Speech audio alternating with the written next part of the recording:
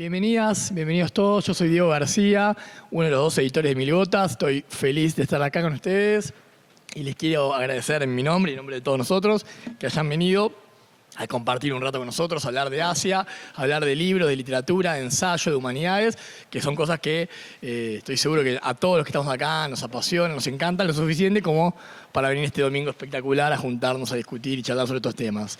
Les presento a quienes van a ser los principales protagonistas del día de hoy, a Nicolás Braesas de Juarán, a Guillermo Bravo de Mil Gotas y a Marcelo Cerdeña de También el Coracol. Cada uno tiene una expertise específica en una región, en un país, en una tradición literaria, que tienen algunos diálogos, a veces más de los que imaginamos, a veces muchos menos de los que tal vez míticamente creemos que tienen. Bueno, acá la idea es un poco que todos conversemos, conocer más y saber más de esta región en la que los cuatro creemos que están pasando cosas muy grandes, muy importantes y de las que sabemos menos en Argentina en general, tal vez en América Latina en general, pero sobre todo en Argentina sabemos menos de lo que nos gustaría a nosotros que todos sepamos. Así que bueno, vamos a charlar un poquito de estos temas hoy, ¿sí?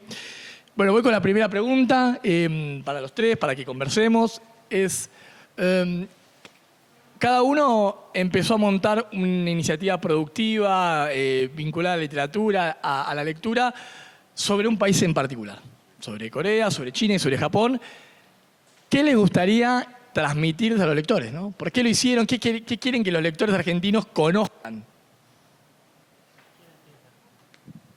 Bueno, yo que empecé con Corea, lo de Corea es bastante extraño porque fue el gran desconocido de estas literaturas. En el siglo XX no se tradujo nada. De hecho, la literatura coreana en español empezó a llegar a nuestro idioma hace 35 años más o menos. Realmente es muy novedoso. Y en Argentina recién en la segunda década del siglo XXI. Y lo que queríamos mostrar con nuestra editorial era todo, porque realmente no había nada. Una colección pionera de Bajo la Luna y nada más. Así que nosotros tenemos todo por presentar. También se dio algo muy particular con Corea, es que de repente se puso muy de moda a nivel global, la serie, la música, la comida, y eso, por supuesto, la literatura es distinta. A veces, todos los lectores y lectoras que se acercan hacia nosotros, se acercan por Corea, y a veces se sorprenden porque la literatura es bastante distinta. Mucho más sórdida, realista, capaz que lo que se muestra en la tele, sobre todo, es una visión más alegre de Corea, más feliz, y los coreanos son muy duros con su literatura. Así que la idea que teníamos con la editorial era presentar el lado B de Corea, entre otras muchas cosas. Sí, me parece muy interesante lo que decís. Yo creo que a nosotros nos pasa un poco lo mismo, que hay tan poco sobre China. Y hay dos cosas. Por un lado, que hay muchos malentendidos y muchas veces yo veo por las preguntas que me hacen a mí sobre China y me dicen, y veo que hay muchos malentendidos, ¿no? Entonces me parece que también las ganas de publicar a autores diferentes, contemporáneos, es para intentar mostrar una complejidad, ¿no? Que es un país tan diverso, tan lleno de matices, que por ahí se pueden ver diferentes cosas. Y después están los intereses de cada uno particular, ¿no? Por ejemplo, conocer a un joven escritor y te da ganas de publicarlo porque te parece que muestra algo que no se ha mostrado. Entonces, más allá de intentar mostrar otras cosas del país, están los intereses personales para ir armando el catálogo, ¿no? Bueno, qué interesante escucharlos. Creo que lo que sucede con Japón es totalmente diferente.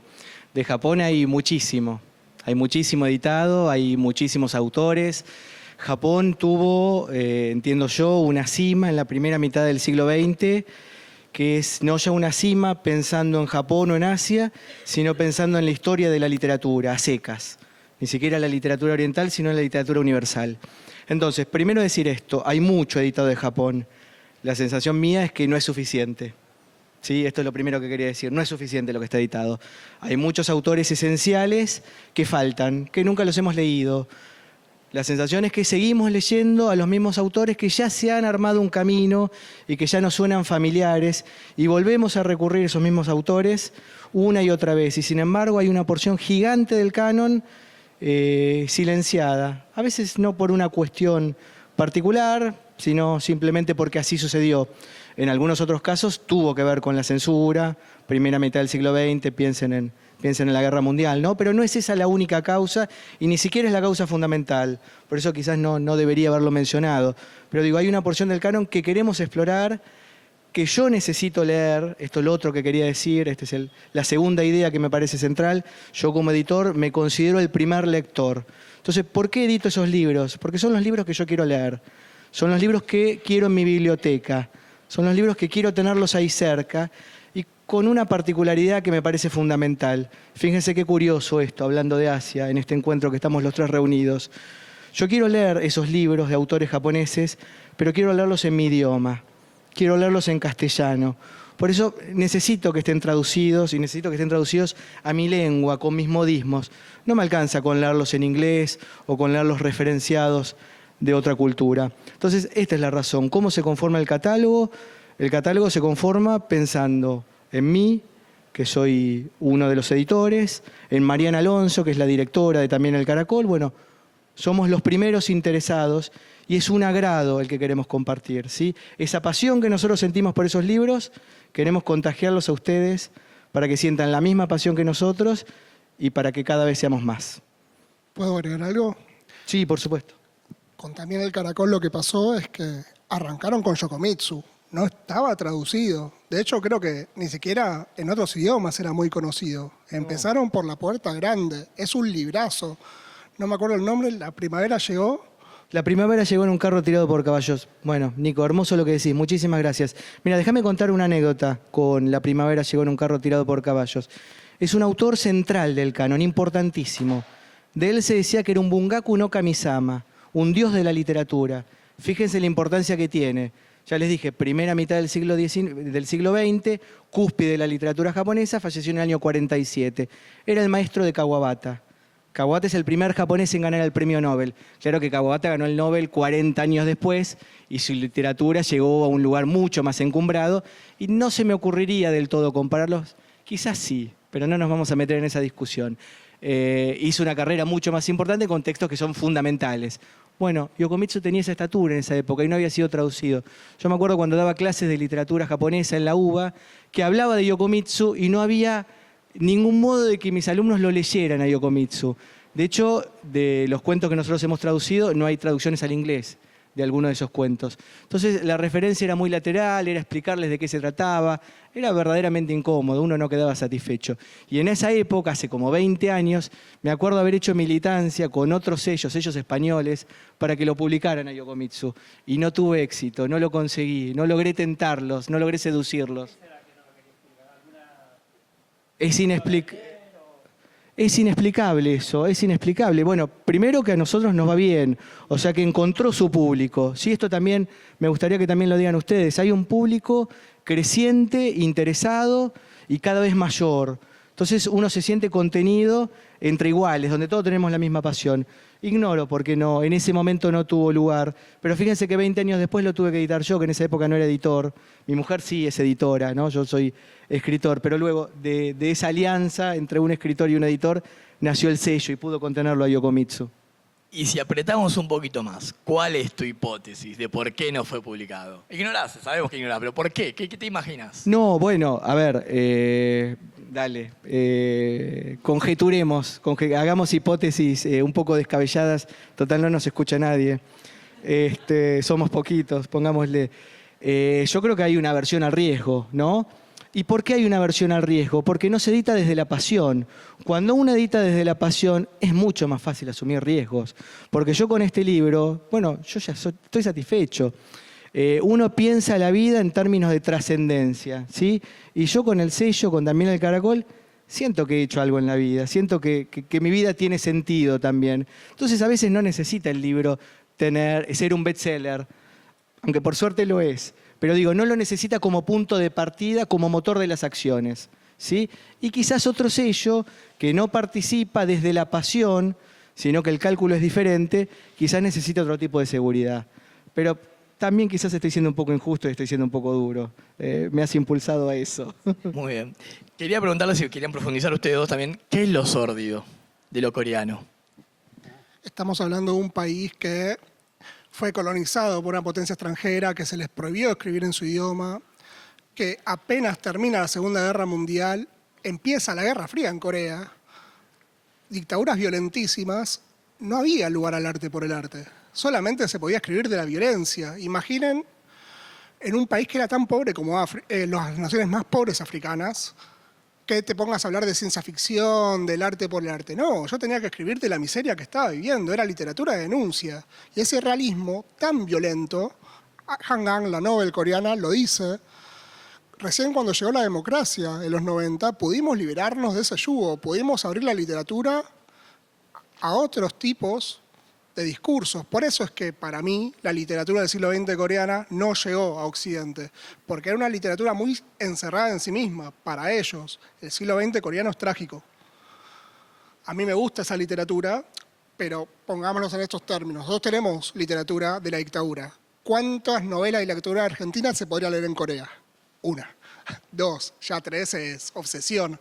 ¿Cuántas novelas de la dictadura coreana podemos leer nosotros? Yo creo que viene por ese lado. Y una para Guillermo. Hablabas de, bueno, también están los gustos personales. Vos vivís hace 10 años en China. ¿Qué aprendiste en términos literarios? ¿Cómo llegaste literariamente a que te interese la literatura china y en estos 10 años que fuiste descubriendo literariamente? Sí, gracias.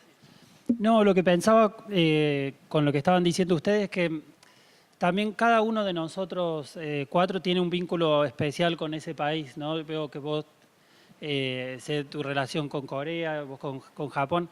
Entonces ahí para publicar es mucho más fácil que si va un editor de literatura, digamos, general y tiene que publicar literatura japonesa, entonces no se arriesga, pero nosotros tenemos un vínculo especial cada uno con sus países, entonces sí nos animamos por ese lado. Y después pensaba, cierto, yo vivo en China, que en China no hay ninguna editorial como si fuera la de nosotros para la literatura latinoamericana. No sé si en Corea o en Japón habrá una editorial que publique solo literatura latinoamericana tan centrada y que haya un editor chino. O sea, nosotros tratamos de hacer ese trabajo, pero es muy artesanal comparado con las editoriales grandes chinas, ¿no? Y bueno, ¿cómo surgió? En mi caso, bueno... ¿Qué te gusta? ¿Qué me gusta? En mi caso personal, yo llegué de un tipo de... O sea, yo hice mi máster sobre Copy, que es un escritor argentino. O sea, que no... Entonces llegué buscando eso y fue una gran equivocación porque en China no hay ese tipo de literatura por ese lado, ¿no? Entonces fui descubriendo, por supuesto yo viniendo del mundo literario y todo eso, cuando llegué a China la primera vez en 2008, lo primero que hice fue buscar a autores y etcétera. Entonces creo que por mi lado fue un gusto por ir buscando algo parecido a eso, que podría ser algo un poco como en los márgenes, menos central o algo así. Y lo fui, si se quiere, encontrando. Y después con el trabajo, bueno, fui conociendo a los escritores personalmente y ellos eran los que... Porque también creo que nuestro trabajo, ya lo pueden decir ustedes, va mucha gente de que hace como de scout, que va diciendo, tal escritor es bueno, tal traductor es bueno, y va mucho con lo de los vínculos también. Sí, claro.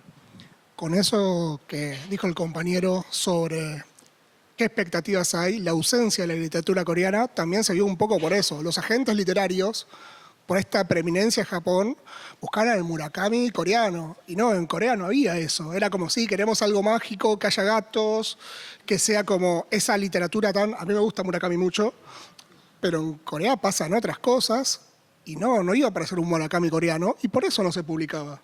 Y tenían que aparecer estos sellos que se interesasen por Corea y que busquen otro tipo de literatura. Y a nosotros nos costó forjar ese tipo de autores. Por ejemplo, Miguel descubrió a Yokomitsu. Nosotros ahora tenemos un autor que se llama Park Tae-won, que yo no puedo creer que no se haya traducido al español.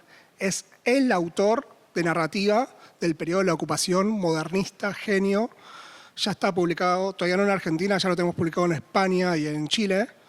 Y no fue tan conocido, primero porque es muy complejo de traducir, es un escritor vanguardista que realmente escribía difícil, así que los traductores medio que no se le animaban.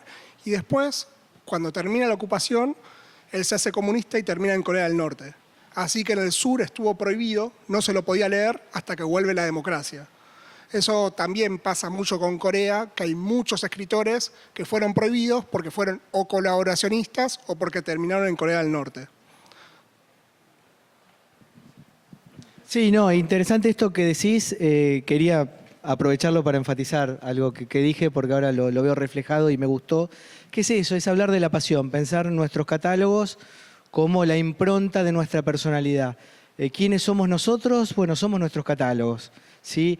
Habla de nuestros gustos, habla de nuestras pasiones, habla de nuestras elecciones y habla también de nuestra biblioteca. Esto no sucede con todos los editores, sobre todo cuando la editorial comienza a ser más grande, se empieza a desdibujar la imagen del editor, posiblemente. Bueno, en nuestros sellos nos gusta que nos vean a nosotros y la sensación es que podemos hablar con esta pasión con la que habló recién Nicolás, podemos hablar de nuestros libros, podemos defenderlos y podemos ponernos muy contentos cuando sentimos que alguien los está leyendo. Yo cuando veo que alguien, seguro que les pasó también a ustedes, cuando veo a alguien en el subte que está leyendo algún libro de los que yo edité, bueno, la sensación es lo mejor que puede suceder, ¿sí? Incluso uno a veces trata de sacar una foto y compartirlo con amigos porque es la sensación de que hay alguien desconocido, alguien que uno no conoce y hay un vínculo con esa persona, un vínculo secreto, un vínculo invisible, un puente con esa persona porque está leyendo el libro que uno editó y ese libro que editó es parte de nosotros, ¿sí? Eso quería contarlo porque me pasa exactamente lo mismo que a vos y me parece que es lo más lindo de ser editor. Nosotros en Migotas, que nos dedicamos a China, bueno, China es un tema de conversación constante, ¿no? En la Argentina, en el mundo, en todas partes, por razones que exceden la literatura en muchas dimensiones, y de alguna manera sentimos que es el fondo sobre el que dialogamos, ¿no? Cualquier persona o cualquier libro que publiquemos sobre China, de alguna manera sentimos que va a ser recibido en el marco de conversaciones sobre aranceles comerciales, toneladas de soja, invasiones militares, conflictos, tensiones, y un poco creemos que montamos a caballo de eso, de ese interés, de esa curiosidad, y sentimos que tenemos un rol, como bueno, están pasando cosas muy grandes en Asia, muy importantes, no solo en China, en Asia, de las cuales estamos muy lejos, los argentinos, los latinoamericanos, y que bueno, para que podamos seguir el pulso del tiempo, tenemos que estar más enterados de todo lo que pasa, no solo en China, sino en Asia. Nosotros nos dedicamos a China, pero todo el tiempo tenemos un ojo en Asia, incluso en nuestras conversaciones con Guillermo, en nuestros viajes. Entonces les quería preguntar si ustedes sienten que de alguna manera hay algo así como el auge asiático, que es el contexto de lo que ustedes, de su propio interés, de su conocimiento. Sí, primero de acuerdo en que hay que pensar cada vez más de manera global. Creo que también es algo que tenemos que hacer nosotros como sellos. Bueno, esta charla también es un puntapié para eso, ¿no? Estamos reunidos y estamos pensando en bloque. La literatura no puede ser pensada como una isla. Lo digo a propósito, utilizo la palabra isla con esa intención. Bueno, tenemos que pensarla en conjunto. De hecho, hay con Corea tenemos algunos proyectos compartidos. Ojalá pronto tengamos algún proyecto también compartido con China, más allá de esta charla, pero es pensarlo de esta manera, de un modo global. Esto como primera cuestión. Lo segundo que quería decir es que quizás no necesitamos estar tan actualizados, por lo menos yo lo siento respecto de Japón o respecto de mis propios intereses, de una realidad política, económica o social, sino que uno puede interesarse quizás únicamente por lo cultural y por lo literario. Es un modo imaginario también de pensar un lugar y de pensar un espacio. Pienso, por ejemplo, en cómo Borges pensaba Islandia. Islandia era un lugar imaginado por él cuando lo volcaba en su poesía. Bueno, sin recurrir a esa idea imaginaria, creo que uno puede detenerse en aquello que más le gusta de un lugar y por ahí interesarse menos por la economía e interesarse un poquito más por la literatura. Entiendo que respecto de China es mucho más difícil por cómo funcionan los sistemas de legitimación, de publicación a partir del Partido Comunista Chino. Pero a partir de no suceder eso en Japón, bueno, uno siente que puede tener una visión que puede alejarse un poco más de lo político, recordar cuestiones que todavía tienen su influencia a partir a partir de la guerra, de la Constitución pacifista y de algunos problemas que todavía dejan su impronta en el devenir actual, pero uno puede alejarse un poco más. Eso entiendo que sucede con Japón y entiendo que no puede suceder con la realidad de ustedes. Así que me encantaría escucharlos también. Sí. Bueno, una conclusión que yo es que veo que, o sea, que por un lado Japón y Corea sí ha seducido al público argentino, a los lectores occidentales, China todavía no. O sea, es muy difícil, o sea, los productos culturales chinos están llegando muy de a poco.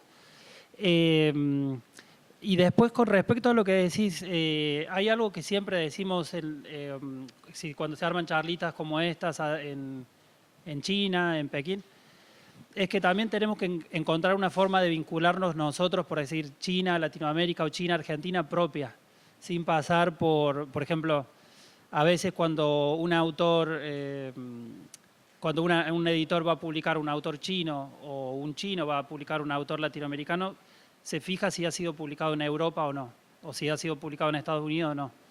Y nosotros, por el vínculo casi íntimo que tenemos cada uno con sus países, podemos hacer que la relación de los lectores argentinos con Corea o con cada uno de estos países sea más directa, ¿no? Sin pasar por otros. Quizá eso es lo que estamos ofreciendo como editoriales, un vínculo más directo, quizá. Sí, de hecho con Juarán nosotros buscamos eso, el vínculo específico. Nuestros títulos, nuestro catálogo está pensado para Argentina en particular y Latinoamérica en general. Y ahora con esta moda coreana, con el Nobel sobre todo, de repente cayeron infinitos agentes literarios que encarecieron todos los derechos. Y ahí, si bien a mí me complica como editor, me obligó a afinar mucho más lo que busco. Yo, por conocer el idioma, por estar en contacto con el país, tenemos que estar todo el tiempo un paso adelante de las modas para traer lo que nos gusta, como pasó con la vegetariana, por ejemplo, que llegó a Argentina, abajo la luna, 3 años antes que el inglés. Y pudimos leerla antes de que aparezca el boom de Hanggang, que probablemente si no hubiese pasado hubiese terminado, no sé, en una multinacional en España. Nosotros jugamos bastante con ese conocimiento del país, viendo qué puede gustar específicamente acá. De hecho, con el Nobel y con esta moda coreana empezó a pasar algo muy raro con los traductores con los que trabajo, con la gente que me ofrece manuscritos. Antes era como todo mucho más libre. Ahora vienen y me ofrecen lo que ya se publicó en inglés. Es como, mira, esto funciona en inglés. Y a mí la verdad que no me interesa. Es como, bien por los ingleses, bien por Estados Unidos, yo quiero ver lo que funciona acá. Y nuestro catálogo, vemos mucho eso y ya empezamos a ver cómo se van forjando constelaciones. Por ejemplo, yo les quería mostrar un libro, La novedad de la Fed, es Ikijo, es un autor que le tenemos mucho cariño, y ya es el 3er libro de él que publicamos, y para una editorial pequeña, un autor que no es Hanggang, pero tampoco es un desconocido, tener 3 títulos del mismo autor, para mí es importantísimo, porque a veces con estas literaturas, pequeñas entre comillas, porque no son pequeñas, son como botellas al mar. Aparece un autor y nunca más escuchas de él. Para mí que se armen constelaciones de autores es importante. Y para mí tener a Lee Ki-ho 3 veces en el catálogo es importantísimo. Sí. Quiero agregar una cosita que tal vez, no sé si todos saben, Han Kang es la última ganadora del premio Nobel, tal vez alguno no esté enterado, y lo que contó Nicolás es que fue primero traducida al castellano que al inglés, ¿no? Entonces, bueno, digamos, creo que esto refuerza la hipótesis de que hay algo en el vínculo directo que puede ser completamente valioso, ¿no? Desde luego. Sí, una frase y... No, que aparte del vínculo con China, con Japón, con Corea, hay algo que dijo Patricio Prón cuando se publicó Lumin acá en Argentina. Él dijo, hay una cosa que cuando leemos un autor chino, nos interesa más China que la literatura. Dijo, entonces lo leemos buscando China, ¿no? Y eso es otro de los enemigos que tenemos que buscar, que tenemos que evitar, ¿no? Que se lea buscando China, porque al final, cuando publicamos literatura, lo que queremos es una relación literaria con el texto, ¿no? Entonces yo creo que eso es otro, es un poco difícil publicar literatura asiática sin caer en eso, orientalismo, como se llame, ¿no? Eso no sé cómo lo evitan ustedes. Nosotros tenemos nuestros truquitos quizás, pero quisiera saber también ustedes por ese lado. Y antes, si me permitís, como darle un contexto, ¿sobre qué fondos se imaginan sus lectores? ¿No? O sea, ¿qué se imaginan que cree su lector que es Japón o que es Corea? Pues nosotros ya un poquito de China. No, hermoso, está todo vinculado cuando uno aborda estos temas. Quería decir simplemente antes, como un pequeño epígrafe a lo que se charló de Han Kang, de la autora coreana ganadora, con el permiso de hablar también de Corea, que fue primero publicada en Bajo la Luna, que es una editorial argentina. Sí, eso lo quiero decir porque en este contexto, en esta charla que estamos hablando de editoriales un poco más pequeñas, inevitablemente somos más pequeños comparados con las multinacionales que no tienen fronteras. Bueno, esa autora fue descubierta y fue primero publicada por un pequeño sello argentino, y quería decirlo porque posiblemente nosotros también ahora estemos tomando esa bandera y la estemos llevando adelante. Así que me parece que vale la pena decirlo. ¿A qué viene también esto? Hablar de que uno no se preocupa verdaderamente por las modas. Por lo menos en También el Caracol no estamos atentos a las modas. Sé que ustedes tampoco, por eso lo digo. Lo que hacemos es publicar lo que nos gusta y lo que nos seduce y confiar en que el lector va a estar ahí para recibir ese libro que nosotros estamos publicando. Y en todo caso, nosotros estamos generando esa nueva moda. Si queremos quedarnos con esa palabra que a mí mucho no me gusta, pero si queremos usarla, podemos decir, estamos generando una nueva avanzada de nuevos lectores con relación a ese libro, como pasó en su momento con La vegetariana de Han Kang. Y seguramente estos libros, Nicolás, que contás, van a tener un largo recorrido y un largo derrotero en posiblemente otras casas en un futuro. Eso no hay ningún inconveniente. Es lindo que pase eso. Kawabata pasó por un montón de sellos editoriales y eso habla de la vitalidad del autor también. Después, con relación a la pregunta concreta del orientalismo y el riesgo del exotismo, bueno, siempre existe ese riesgo. Y posiblemente yo haya caído cuando hablé de la imagen de Islandia como una tierra prometida y desconocida y fantasmal, seguramente también caí en ese orientalismo. Bueno, primero, intentar evitarlo, ¿sí? Primero, intentar evitarlo. Y segundo, que si uno cae en eso, bueno, saber que uno lee con toda la biblioteca detrás, con todos los libros que leyó, y que no es tan problemático en todo caso ir forjando una idea de cada uno de estos países que luego va a ir resignificando. La imagen que yo tengo de Japón hoy no es la misma imagen que tuve cuando empecé a leer Japón. Yo empecé a leer Japón a partir de Borges, probablemente, que lo dejé caer en esta charla. Lo seguí leyendo a partir de Lafcadio Hearn, un orientalista que seguro escucharon hablar, tremendamente exotista y que lo defiendo con mi vida, ¿no? Ojalá uno supiera lo mismo que sabía Lafcadio Hearn. Y ahora puedo tener otro tipo de mirada, o puedo tener esa misma mirada con algunos reparos. Y a mí no me preocupa eso, no le tengo miedo al exotismo. ¿Podés ponerle nombre y apellido a esa, no de nombre, sino qué imagen tenía de Japón, cómo cambió?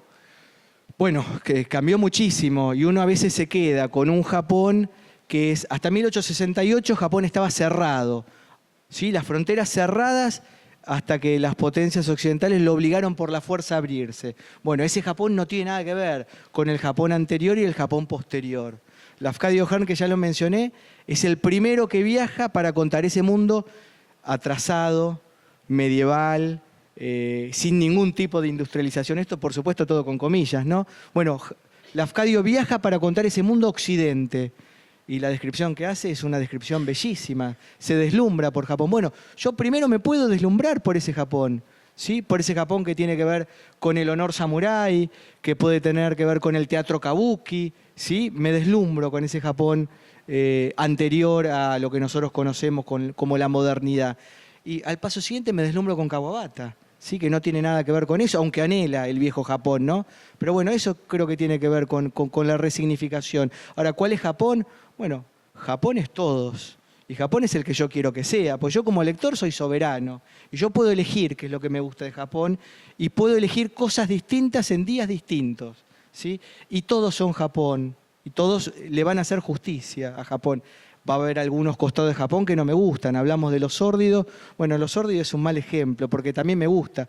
Pero hay algunos aspectos de la sociedad que por ahí son más problemáticos. ¿Cómo qué? Bueno, por ejemplo, Bueno, socialmente a veces la interrelación es media dificultosa, hay problemas de bullying, está el hikikomori que no sale de su habitación porque el peso que tiene para responder a las exigencias de la sociedad son terribles. Hay el papel que puede tener la mujer con la modernización y con los cambios y con las actualizaciones de ahora, uno puede sentirse más alejado y ese Japón a mí no me gusta. El Japón que tiene que ver con la muerte voluntaria, puedo idealizarlo un rato y después espantarme. El Japón que tiene que ver con un pensamiento feudal para el mercado laboral y también me espanto un poco y eso ya no existe tanto. El Japón que tiene que ver con la guerra tampoco me gusta mucho. Bueno, también es Japón ese. Ahora, yo elijo el Japón que me gusta y sé que estoy siendo verdadero con ese retrato que hago de Japón, aunque necesariamente es un retrato sesgado porque soy yo el que lo está haciendo. No tengo otra alternativa que ser sesgado con ese retrato. Me imagino que a ustedes les pasa lo mismo. ¿Con qué ideas crees que dialoga lo que publicás? ¿Con qué ideas preexistentes a los lectores sobre Corea? Bueno, vos en un momento dijiste que la gente se acerca a su catálogo porque les interesa China. A mí me pasa lo mismo, se acercan porque les interesa Corea. Nosotros con Leila Gorjovsky, la otra editora, nos preguntamos todo el tiempo cómo romper el cerco coreanista. Que alguien se acerque no solamente por Corea, sino que se acerque por los libros, por la literatura. Y yo creo que todavía estamos en el clímax de la moda coreana. Vamos a ver cuando baje la ola qué va a pasar. Yo creo que van a quedar los libros. ¿Y qué es ese cerco coreanista? ¿Qué se está imaginando? ¿Qué están yendo a buscar? Y yo creo que el neón, una sociedad rica, una sociedad en ebullición, una sociedad que se vende a sí misma en la televisión, en el cine, en la música, eso es muy interesante porque genera tendencias. Yo estoy esperando al momento que creo que Japón ya lo logró, definitivamente ya lo logró, que a nivel literario empieza a generar tendencias. Que un escritor argentino escriba por influencia de un escritor coreano. Eso con Japón definitivamente ya pasó a nivel global. Con China y con Corea creería que no pasó. Mi objetivo es ese. Que, bueno, empiece ese flujo de movimientos que creo que ya está pasando. Capaz que en 20 años ya va a ser una realidad. ¿Qué querés que la gente...? Guillermo, además, lidera una librería en Beijing, que es la única librería que tiene libros en español en Beijing. Entonces, cuando se acerca la gente a buscar algo sobre China, ¿qué está buscando? Sí, bueno, por un lado quería agregar lo que vos decías de las editoriales pequeñas que son tan importantes. Y es tan importante eso decirlo en la FED, que es todo de... Entonces, si estamos hablando de qué es China, qué es Corea, pero si dijéramos qué es Argentina, mucho es esto, ¿no? Una cosa mucho más autogestionada, que me parece tan hermoso. En el caso de la librería pasa una cosa rara que hay como dos públicos. Por un lado están los chinos que hablan español, que vienen a comprar y buscan y compran autores latinoamericanos, y se ha quedado el gusto, el interés congelado en el boom latinoamericano. Entonces yo empecé trayendo los libros que me gustaban a mí, que son los que están acá en los FED, y me terminé llevando libros de bolsillo de 100 años de soledad, bueno, Borges, Cortázar, etc. Y pasan los años y siguen pidiendo eso, ¿no? Los chinos. Los chinos, sí. Bueno, pasa algo parecido. Yo vengo todos los años acá, me tomo el taxi y están escuchando Chayanne y yo no sé por qué, o sea, para mí, pero también se quedó congelado el gusto de los taxistas. Pero bueno, los chinos buscan eso en Latinoamérica. El realismo mágico se quedó congelado. Y después están los hispanoparlantes que viven en Pekín, que buscan literatura china, ¿no? Algo que me parece que pasa mucho es que piden un libro que les dé un panorama general, ¿no? Entonces, se buscan antologías de cuentos, se buscan qué se está escribiendo ahora. Lo que pasa es que esa respuesta no se puede responder con un solo libro y con un solo autor. Como decía, la literatura no es una isla, es una interconexión de muchos libros, ¿no? Y bueno, a mí pasó lo mismo ayer que fui a Huarán, compré una antología también para tener una idea general. Entonces, por un lado, buscan eso, algo que, creo que darse un pantallazo general. Y hay muchas ganas de conocer más sobre literatura, sobre la cosa contemporánea de China, la tecnología, etc. Y pasa algo con los escritores chinos más clásicos que tienen 50 años, como Mo Yan, 60 años y así, que siguen escribiendo de la China rural, que ya no existe, por supuesto, y yo le he hablado con escritores chinos y les pregunto por qué siguen representando eso y hay tan poca representación de las ciudades, de Sanlitun, que es como el centro de Pekín, moderno. Y bueno, la mayoría me dicen porque yo vengo de ahí, me dicen los escritores. Entonces yo creo que también van a pasar generaciones que nacieron, por decirlo así, dentro de esta China más moderna y que la van a representar. Pero se busca mucho, los lectores buscan mucho esa China nueva y todavía no está tan plasmada en la literatura. Sí, de hecho, una de las intuiciones que tengo siempre con Guillermo es que hay como tres grandes idearios que vemos sobre China. Uno que es la China superpotencia, entonces hablamos de esto, de toneladas de soja, o de acuerdos comerciales, o de tensiones militares. También vemos la China imperial, la que más abunda, entonces la gente sabe que en China se toma el té, hay una muralla china, había un emperador, había dragones, y también un poco una China un poco ridícula, que va quedando en el camino ya. A un chino lo bajaron del avión porque sacó un sapo de... Bueno, como había un genio discursivo cuando nos conocimos con Guillermo que estaba más presente en los medios de los chinos como algo raro y medio ridiculón. Eso obviamente fue quedando en el camino muy rápidamente. Le estoy hablando hace 6 años hablamos de esto con Guillermo y hoy, bueno, ya me parece que hay una representación menos ridiculizada de China. Y lo que sí nos cuesta mucho es encontrar novelas o textos más urbanos, porque lo rural está muy presente en China y bueno, en la Argentina demográficamente, históricamente la ruralidad tuvo muy poca incidencia, mucho menos que en Perú o que en México, que en Colombia. Y entonces a veces como lectores tenemos cierta distancia, o a mí personalmente me cuesta tomarme muy en serio esa literatura rural o conectarme más que tomarme en serio, ¿no? Como que están contando historias que siento que no tienen nada que ver conmigo, ¿no? No porque no pasen en una ciudad, sino porque son de campesinos. Y en la Argentina hace muchas décadas que la incidencia del campesinado es muy menor y sin embargo en China es enorme, ¿no? Y es un poco la conciencia, la forma fundamental de la conciencia popular. Quiero decir algo y después preguntarte algo. Hay una literatura en Corea en los 70, en los 80, no se llama así, yo leía la literatura del Koyang, del pueblo, que siempre es alguien de la gran ciudad que vuelve al pueblo totalmente transformado y es la decadencia del pueblo, la desaparición del pueblo como la desaparición de la coreanidad. Y siempre hay ciertos simbolismos en esos cuentos, como que de repente se está construyendo las vías del tren, te tira una casa tradicional para hacerte un edificio, y está esa literatura de transición entre los 70 y los 80. En China no está como esa literatura no de ciudad o campo, sino de transición. Yo la veo muy abundante, pero en la dirección contraria, ¿no? O sea, así como uno de los tópicos fundamentales de la conciencia argentina son los inmigrantes europeos, bueno, un tópico fundamental de la conciencia china es el inmigrante del campo. Y está lleno de libros y lleno de películas que cuentan gente que cae en la ciudad con una mano atrás y una adelante y a ver de qué labura, y siempre labura de algo muy precario y a alguno le va muy mal y a otro más o menos, y todos se ven abrumados por la modernidad. Por una modernidad que aparece como edificios destruidos, como rutas, como trenes, y hay algo que me parece que cuando yo leo ese tipo de literatura o veo esas películas, me hace pensar en los Estados Unidos de comienzo del siglo XIX. Casi en el Far West. Como, bueno, ahí viene la civilización y se lleva puesto todo y la gente un poco abrumada por, bueno, los caminos, los trenes, las máquinas que le están cambiando la vida. Sí. Después te quería preguntar si esa literatura es gente de ciudad que vuelve al campo y se ve la ciudad como algo, si se quiere, negativo, o el campo.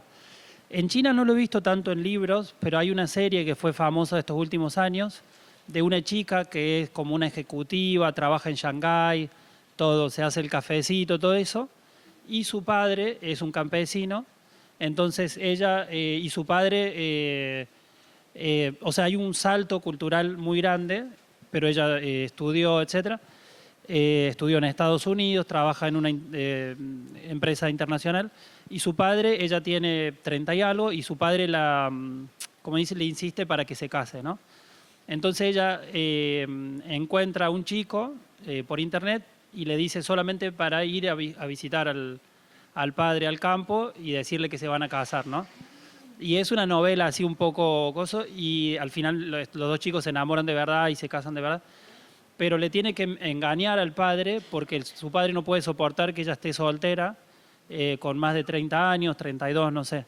Entonces ahí es un poco el tema parecido de la chica de ciudad que va al campo y todo el choque de la China moderna con su propia familia, que ella, no sé, va al baño y no se anima a meterse en la letrina, todo ese tipo de cosas, pero no está para nada representado la modernidad como algo malo en ese caso o amenazante. No sé. No, acá en los 70 y en los 80 aparece como la destrucción de la coreanidad. Siempre estos cuentos terminan con que se muere el viejo del pueblo o te tiran abajo las casas porque tiene que pasar el tren y es como te pasa por arriba la civilización, tenemos que progresar y esto tiene que desaparecer. De hecho, hay algo como muy naturalista, muy feísta, un costumbrismo muy feo en esta literatura, porque tampoco lo que hay en esos pueblos es lindo. Gente enferma, gente deforme, gente de la guerra de Corea que le faltan brazos, heridos, y esto tiene que desaparecer por algo limpio, puro, que el tren es como el gran simbolismo.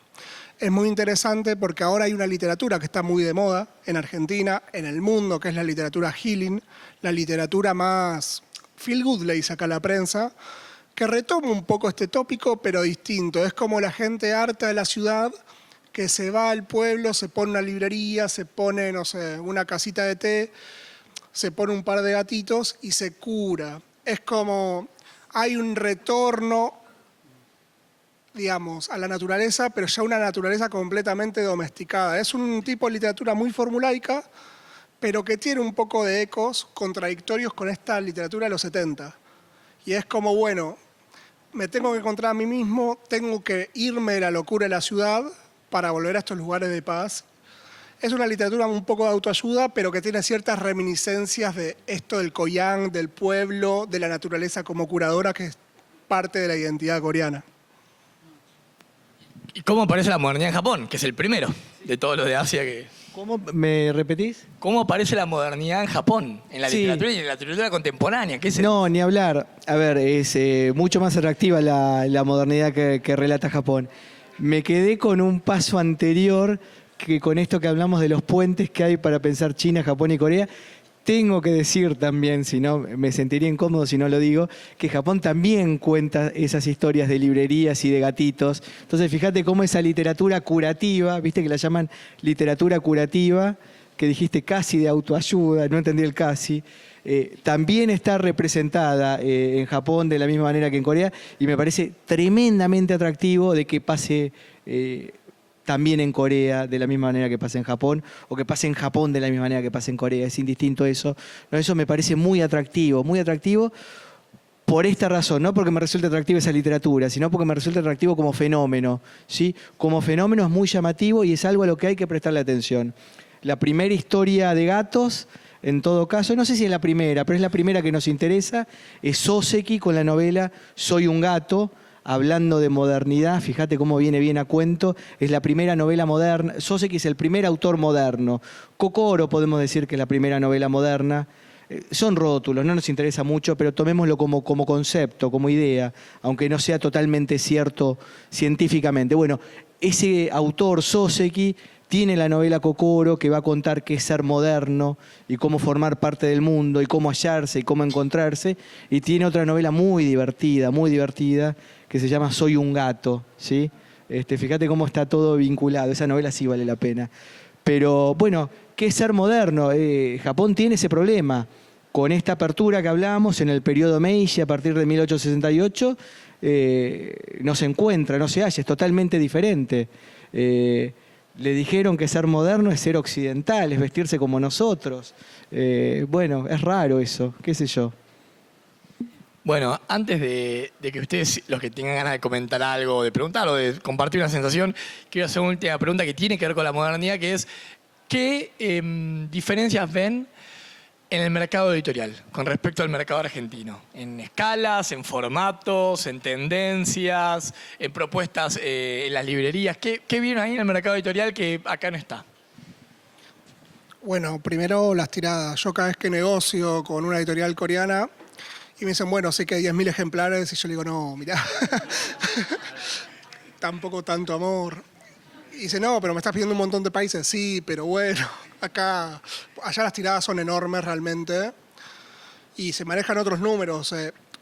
El caso de Corea es muy extraño porque son casi nuestra misma población, 50 millones, pero tiene un mercado editorial enorme que se mueve en cifras realmente estrafalarias. Y están más acostumbrados al concepto de editorial independiente, que es muy común en Argentina. Allá no existe tanto, allá son realmente grandes conglomerados. Yo tengo una novela de Hyundai, la marca de autos. Es como le compré un título a Hyundai, y es muy raro eso. Es como comprar, no sé, un auto, no sé, una novela Renault. Sí, sí, claro, está todo muy mezclado. Y hay algo que realmente a veces cuesta, que ellos te quieren dar lo que ellos piensan que va a funcionar y tenemos gustos distintos. Eso pasa mucho y yo tengo que escarbar en sus fondos, en sus catálogos para ver realmente lo que me gustaría a mí. El catálogo de Hwarang en ese sentido está muy cuidado. La literatura coreana en general viene con apoyo del gobierno coreano. Corea tiene como grandes apoyos para que su literatura se exporte y por supuesto lo que viene con apoyo viene con recomendaciones. Y a veces las recomendaciones no están tan buenas porque es lo que ellos piensan que podría funcionar. Y en ese sentido, bueno, nosotros tratamos de hacer un catálogo que realmente nos guste a nosotros. Sí, bueno, el tema de las tiradas pasa lo mismo con China, obviamente la escala también. Después pasa algo que en China no hay realmente editoriales independientes, como todas las que están acá en la FED, y eso hace que el mercado editorial sea menos diverso, digamos. Publicar un libro es muy, muy costoso porque hay tiradas grandes, porque hay que pagar el ISBN muy caro, que para nosotros es prácticamente gratis. Hay que hacer un montón de procesos. Entonces, los editores se arriesgan menos, ¿no? Después, entonces, como acá publicar es relativamente barato, aunque cada libro es una inversión, nos podemos jugar un poco más. Y después otra diferencia muy grande es la importancia, la influencia que tiene el Estado en la industria editorial china, ¿no? Casi todas las editoriales son estatales y después hay otras que, como se dice, legalmente se llaman empresas culturales, que pueden agarrar un libro, distribuirlo, etcétera, pero lo tienen que hacer a través de una editorial estatal, es un sistema complejo y bueno, y completamente diferente del argentino. No me acuerdo cuál era la pregunta, que cosas que veo allá que acá no. Bueno, una cosa que veo es, por ejemplo, la ciberliteratura, por ejemplo, está siendo totalmente enorme. A mí me pasa de subirme al metro y hay mucha gente con el teléfono pasándolo así.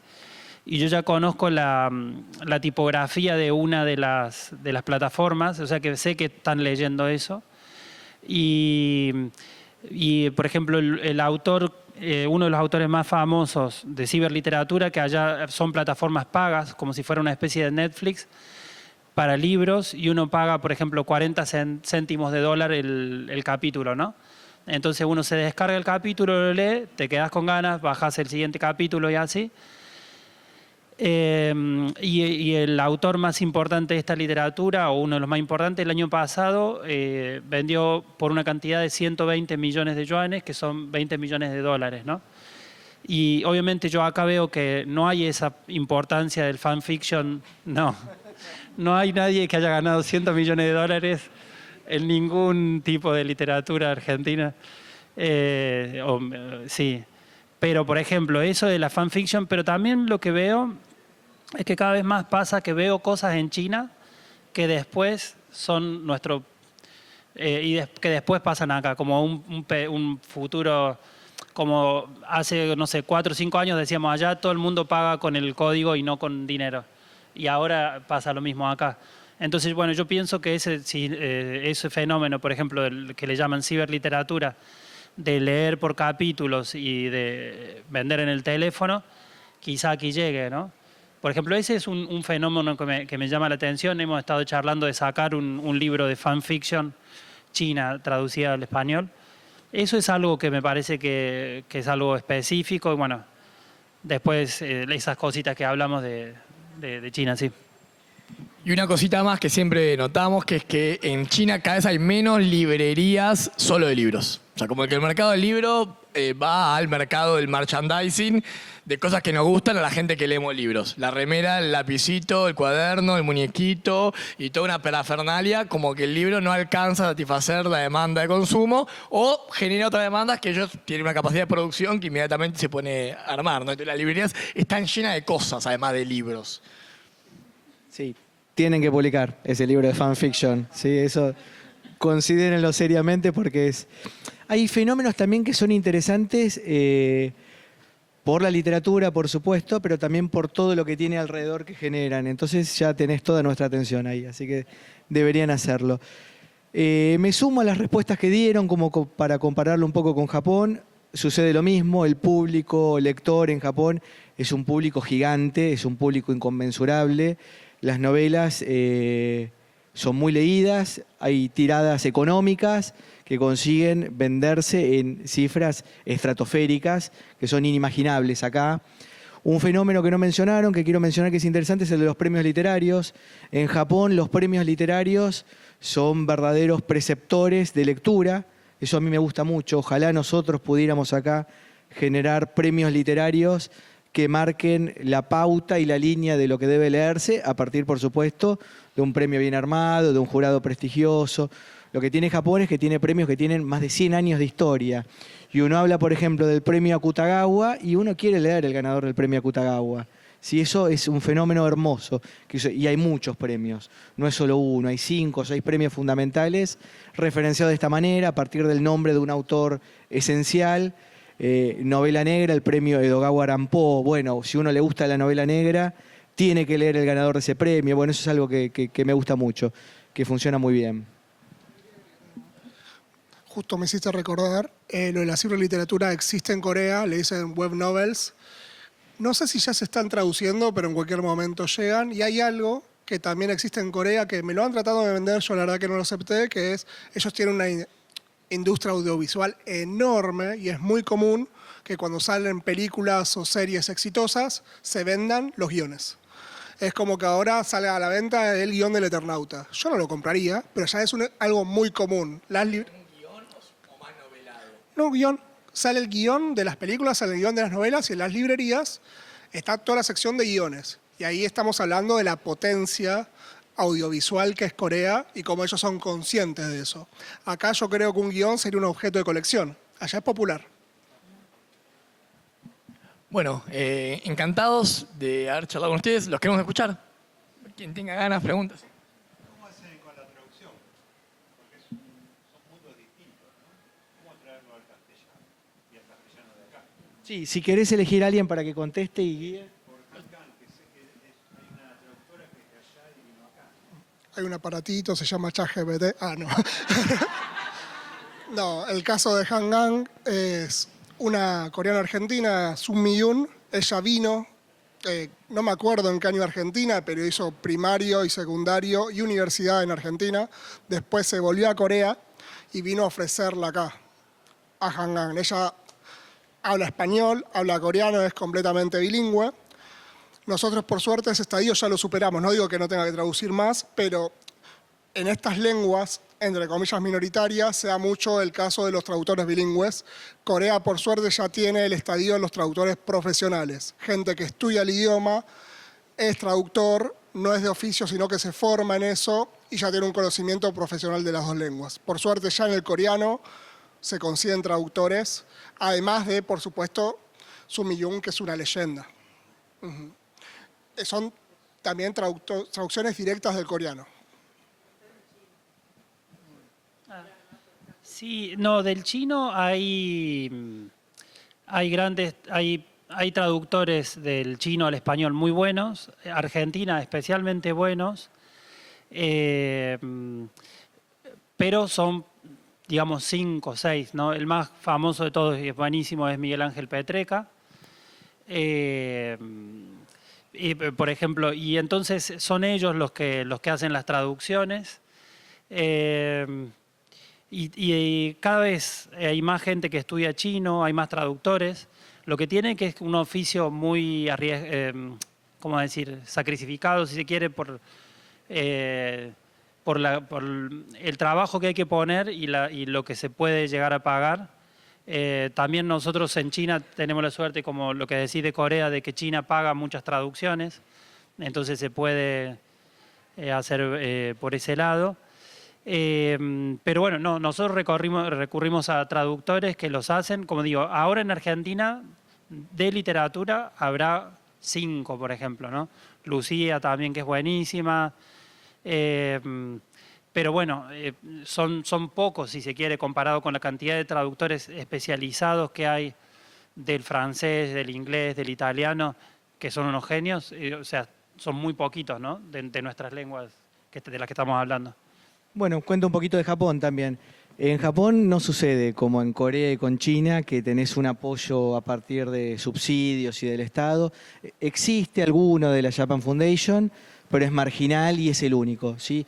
Japón es la literatura líder en cuanto a la literatura asiática, por lo menos hasta ahora. Es la más leída, la que tiene una tradición, líder en este sentido, ¿no?, en que es la primera que llegó a exportarse y a ser leída, ¿no? No hablo de calidad, sino hablo de lectores, de haber conseguido lectores fuera de su propio país. Y lo sabe Japón. Entonces no necesita ese esfuerzo adicional que claramente, por ejemplo, se advierte que está haciendo Corea, donde hay un esfuerzo gigante del Estado. Bueno, Japón no lo hace. Japón sabe que su literatura, en estos momentos por lo menos, va a llegar de todos modos a todas las lenguas. Bueno, es una dificultad eso. Es una dificultad. Una preguntita, Sí. Perdona, no sé si te interrumpí. ¿Por qué les parece que Corea y Japón ha seducido más al público occidental que China? Es imposible saberlo, pero ¿qué les parece a ustedes? Una pregunta rara, si quise, no sé. No, es difícil, porque si uno contesta desde este lugar, tiene miedo de caer en prejuicios más que en alguna certeza, ¿sí? Insisto, con este paraguas que acabo de abrir, como para exculparme de decir algo que sea incorrecto, lo que se me ocurre pensar es que el Estado tallando en la decisión y en la recomendación, y es algo que a mí no me termina de convencer, a mí no me gusta eso. Yo confío más en un editor que no conozco, pero que se apasiona en un texto, que en el Estado todopoderoso decidiendo una política cultural que va a establecer cuál es la cara que quiere mostrar. Eso a mí no me interesa. A mí como lector, soy un poco rebelde como lector, me aleja eso. La autorización me aleja, ¿sí? Me llega algo prohibido y me va a seducir un poco más. O algo que no está ni autorizado ni prohibido, algo que no tenga que pasar por ese tamiz. Con la literatura japonesa pasa eso, ¿sí? No tiene ese tamiz que sí tiene la literatura china. Mencionaste a Lumín, yo leí a Lumín, estoy enamorado de la literatura de Lumín a partir del libro de usted de Tándem, y eso se disfruta mucho, con lo cual uno sigue encontrando esas perlas preciosas que no son excepcionales en la literatura china, que son frecuentes, pero uno tiene en cuenta esto que acabo de decir, que está el Partido Comunista definiendo un ideario, y eso no termina de convencer. Sí. Antes de que respondas vos, Lumín, sí, nosotros publicamos un cuento en la antología y después Adriana Hidalgo. El coleccionista de palomas. Sí. Sí, que te acordás del cuento, es muy lindo ese cuento. Adriana Hidalgo sacó el libro y lo tradujo justamente una chica argentina que está haciendo su doctorado allá en Beijing, es buenísima. Pero te lo quería mencionar porque estoy seguro que vos que tenés razón en eso. El gobierno es un poco pesado y es difícil, la verdad, enamorarse del Partido Comunista. Pero al mismo tiempo quería agregar por la complejidad que es China, que por ejemplo en el caso de Lumín, ella es secretaria de Cultura del Partido Comunista de Nanjing. Entonces, no lo sabía por eso digo, que eso China tiene esa complejidad que ella al mismo tiempo es una funcionaria política y sin embargo, pero por ejemplo, entonces, por eso digo que al mismo tiempo que tiene eso, tiene la otra parte. Pero a nosotros nos pasó, uno de nuestros trabajos es ayudar a las editoriales chinas a vender sus autores. Por ejemplo, antes íbamos todos los años a la feria de Guadalajara, antes de la pandemia. Entonces, una de las cosas que le dijimos es, no empiecen la biografía con Lu Min es secretaria de Cultura del Partido Comunista. Empiecen con es una gran autora, etcétera, etcétera. Entonces, en eso nosotros hacíamos el trabajo de allanarle el camino para que pudieran, y le decíamos de nuevo que lo importante en ese caso no es su posición política, sino cómo escribe. Y de hecho, acá en Argentina, todas las veces que se publicó no se dice su posición política. Cuando se publica en China, lo primero que se pone en la biografía es que ella tiene un alto cargo dentro del gobierno de Nanjing. Es una cosa rara, porque a nosotros nos aleja la posición política. Absolutamente. Y estás hablando de una autora talentosísima. Talentosísima, sí. Cena para 6, de Adrián Hidalgo, es un libro complejísimo, a 6 voces que se van entrecruzando los personajes, donde uno va entendiendo la historia final a partir de ese entrecruzamiento entre lo que cuentan cada una de esas 6 personas que durante un tiempo se juntan a cenar en la misma mesa, y es un libro precioso, complejísimo. Sí. No, está bien, me parece que se escucha. No, que me parece que también pudo haber sido un puente el tema de Borges, Kodama y toda la valoración de algunos autores particulares en nuestra... Sí, por supuesto, pero fíjate qué curioso. Borges también influyó, entiendo yo, a ver si el compañero chino está de acuerdo, también hizo una gran difusión de la literatura china. Coreana me parece que un poco menos, ¿no? Jamás la nombró. Coreana no. Jamás la nombró. Claro, pero digo, Borges habla mucho de Japón y habla mucho de China también. En su colección de la biblioteca personal... Sí, perdón, no te escuché. En la colección de la biblioteca personal, editada por Feltrinelli, hay un título de Pu Songling, hay mucha influencia, hay mucho... por eso te lo digo, y está quizás parejo, a pesar de que, claro, estaba Kodama en el final de su vida. De Corea, el tema de la percepción que tenemos de Corea como una sociedad feliz, que trasciende la felicidad. Y justamente los sitcom, no sé cómo se llama en el caso de Corea, ¿cómo es? Doramas. Sí, me había olvidado el término. Y a mí me parece que se nota la represión política. Me parece que Japón tuvo oportunidad histórica de generar un piso de tradición y de poder diferente, además de su sesgo. El tema político está siempre. Creo que acá hay muy mala prensa en general, en todo lo que sea PC, todo lo que sea izquierda. Eso funciona en nuestra cabeza. No en la de todos, digo en general. Y que me parece que Corea, en ese tipo de doramas, de ninguna manera se nota una sociedad feliz. Porque las complejidades, o sea, eso es lo que yo percibo cuando veo algo. Veo esa represión. Me hace acordar la década de los 70 en Argentina, por ejemplo. No, yo es creo una que sensación, una percepción propia. Déjame decir una cosita, Nicolás, re breve. Sí, yo no haría el énfasis en el Partido Comunista, el énfasis en que es el Estado. Podemos desligarnos de hablar del partido, claro, pero podemos desligarnos de hablar de izquierda también. Si fuera la derecha, mi comentario sería exactamente... No, yo me quiero desligar. El comentario sería el mismo si pensamos el Estado definiendo una política cultural. Eso es lo que quiero decir. En el caso de China, resulta que es el Partido Comunista Chino y lo mencionamos porque no tenemos por qué no mencionarlo. Pero sería totalmente indistinto. Lo que estamos hablando es del Estado definiendo esa política cultural, no solo puertas adentro, sino lo que se va a leer hacia afuera. Y eso no resulta agradable. Eso es lo que quería decir. No, yo creo que eso es algo que tratamos de evitar con la editorial, de no globalizar por un producto cultural lo que es una sociedad. Son 50 millones de habitantes, es un país muy complejo, no caer en esos orientalismos, es decir, son todos felices, son todos tecnológicos como Japón, son todos salvajes como en un momento nos querían presentar a China, o son todos tristes porque son humanos. Y en esos estereotipos yo creo que caemos en un... diría eurocentrismo, pero no somos europeos. Así que no sé. atlánticocentrismo que me parece que es peligroso porque tendemos a eso, con Japón desde un lado, con China de otro, con Corea de otro, son todos así. Es más complejo. ¿Qué más quiere comentar? Buenas tardes. Para Guillermo, China es multiétnico. La verdad que me disculpo por no conocer el catálogo de Mil Gotas, pero ¿tienen idea de publicar algo que no sea Han? Y la otra persona también que quería, así tomamos varias preguntas y todos tienen oportunidad de comentar. Si no quieren preguntar, le quieren compartir una sensación.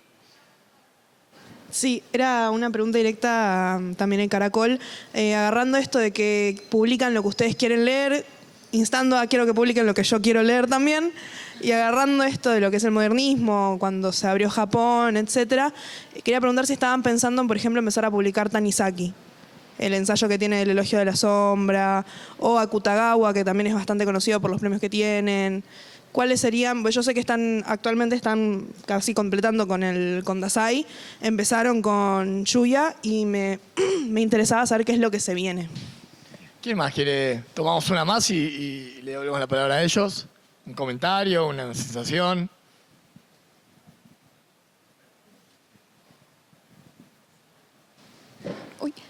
Buenas tardes. Una pregunta para las 3 editoriales y es ¿en qué se basan para publicar un libro, traer libros de allá para acá? ¿Qué es lo que toman en cuenta? Y también el tema de la traducción, ¿qué les parece difícil al momento de que son términos que no se pueden traducir literalmente al español? Bueno, reamplio todo. Cada uno va tomando alguna porque si no es imposible. ¿Qué es lo que publicamos? Voy por la última. Tiene que ver con nuestro gusto personal. 2 elementos vamos a poner. El gusto personal nuestro y el conocimiento, ¿sí? Lo que conocemos. Lo interesante es que el conocimiento que cada uno tiene es un universo en permanente expansión, con lo cual lo que conocemos hoy es menos que lo que conocemos mañana. Entonces esa conjunción entre el conocimiento que tenemos de nuestras propias lecturas y el gusto que tenemos, que se fue forjando a partir de la biblioteca que fuimos formando en nuestra propia casa y a partir de la edición, se va conformando el catálogo. Sí, eso es lo primero que se me ocurre decir.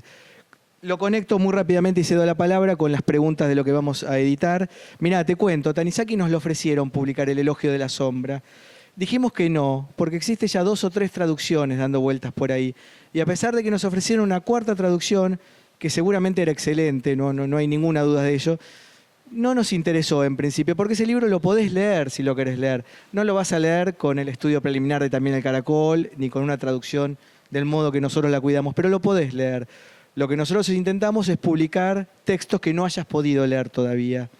Akutagawa, por ejemplo, hay un universo gigante de cuentos que todavía no han sido publicados de Akutagawa. Así que Akutagawa sí lo vamos a publicar muy pronto. Y muchos otros autores de la misma época que te gustan, porque también es la época que a mí más me gusta. Así que seguro que vas a encontrar ahí algo para vos. Tanizaki también lo vamos a publicar en algún momento, pero probablemente no sea El elogio de la sombra. Eso es lo que quería decir. Con respecto a si tenemos planes de publicar literatura, en China hay 56 minorías étnicas, casi todo está representado por los Han. La verdad que no lo hemos charlado, no tenemos así una idea de publicar que no sean Han. Después hay muchos que no son Han, pero están dentro de los Han. Por ejemplo, publicamos Oyen Yang-he, que es de Sichuan, pero de la etnia tibetana. Lo que pasa que él es, como decir, completamente, no se presenta como tibetano ni nada de eso, entonces lo publicamos pero ahí vuelvo a lo que decías vos de la influencia del gobierno. A veces el gobierno, para mí, desde mi punto de vista, ellos saben más que yo, el gobierno chino sabe más que yo, pero como que se mete demasiado. Si dejara las cosas más espontáneas, funcionarían mejor, pero bueno, ellos saben por qué lo hacen. Pero con el tema de las etnias también quieren controlar y decir, estas son las etnias, les gusta esto, bailan así, se visten de esta forma, y el gobierno chino diciéndote qué etnia te tiene que gustar y no. Entonces tendríamos que buscar una forma de que si encontramos un escritor tibetano o así, no sea que el gobierno los haya puesto en esa posición. A veces el gobierno invita a los extranjeros a visitar una comuna de la etnia Y, por ejemplo, y ves que como un poco Walt Disney les ha puesto todo, que bueno, bien que agarró un pueblo campesino y les puso casas y le puso agua y le puso electricidad, bienvenido sea, pero también le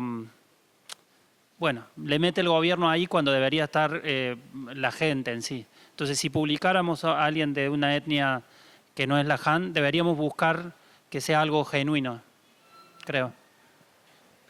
Bueno, y con respecto a la dificultad, a mí justo lo que más me gusta de Corea es el periodo de la ocupación, que es el periodo en el cual entra en contacto con Occidente y se dio una explosión literaria muy interesante, en la cual realmente había como un sentimiento de novedad grandísimo. Y yo nombré a Park Tae-won un día en la vida del novelista Kubo, y realmente fue un infierno traducir eso porque es un autor muy complicado, de casi un siglo. Acá en el público está la traductora, no la correctora, ella también lo sufrió. Y a veces es difícil, pero bueno, somos traductores, tenemos que inventar lengua, tenemos que inventar vocablos, tenemos que acercar, porque traducimos la diferencia. Nada es imposible en ese sentido. Es como, bueno, también hay que alejarnos un poco de ese exotismo de pensar al chino, al coreano, al japonés como lenguas aliens, son igual de intraducibles que el francés, el portugués y el alemán. Bueno, vamos a tener que cerrar acá. Les quiero decir que para nosotros 4 Asia es un constante descubrimiento, así que también los quiero invitar a que vayan a los stands de las editoriales que no leen, ¿no? El que vino por Japón, que vaya a las otras 2, el que vino por China, que vaya a las otras 2, el que vino por Corea, que vaya a las otras 2, para seguir descubriendo, porque creo que eso es un alimento constantemente entusiasmante para todos nosotros que estamos acá, ¿sí? Y bueno, gracias por haber venido y por compartir con nosotros.